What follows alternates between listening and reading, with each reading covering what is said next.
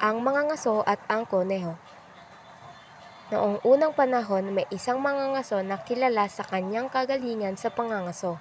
Lagi siyang nakakakuha ng maraming hayop sa kagubatan. Siya ay mayaman at sikat sa kanyang bayan.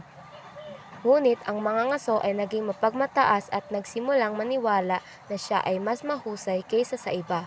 Isang araw, habang naglalakad sa kagubatan, nakita niya ang isang maliit na kuneho. Agad niyang hinabol ang kuneho, ngunit ang kuneho ay napakabilis at mahirap mahuli. Sa wakas, pagod na ang mangangaso at sumuko na siya.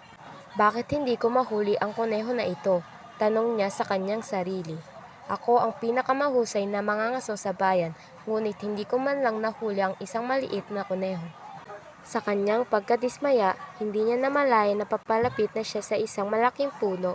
Biglang isang matandang babae ang lumabas mula sa likod ng puno. Bakit ka nagagalit, mangangaso? Tanong ng babae.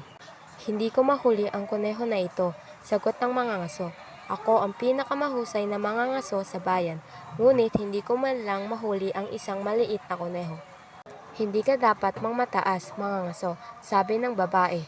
Ang tunay na kagalingan ay hindi nakasalalay sa pagiging pinakamahusay, kundi sa pagiging mapagkumbaba at mapagmahal.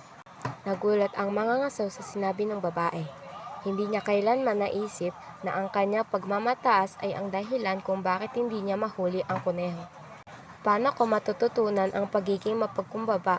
Tanong ng mangangaso. Tumingin ka sa paligid mo, sagot ng babae. Tignan mo ang mga puno, ang mga ibon at ang hayop sa kagubatan. Lahat sila ay may kanya-kanyang papel sa mundo. Huwag mong isipin na ikaw lang ang mahalaga. Naunawaan ng mangangaso ang sinabi ng babae. Mula noon, nagsimula siyang magpakumbaba at nagsimulang mahalin ang lahat ng nilagay sa kagubatan.